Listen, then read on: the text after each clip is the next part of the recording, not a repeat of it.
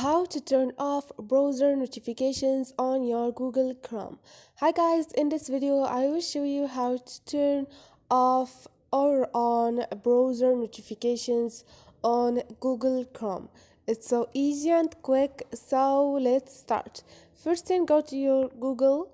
Now click on those 3 points up there and click on setting. Scroll down and click on notifications, and now scroll down, and on general you're gonna find the second option, which is browser. Click on it, and here you're gonna find show notifications.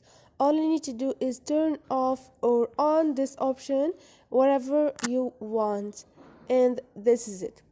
Hope this video was helpful to you, and if you liked the video, don't forget to subscribe and like.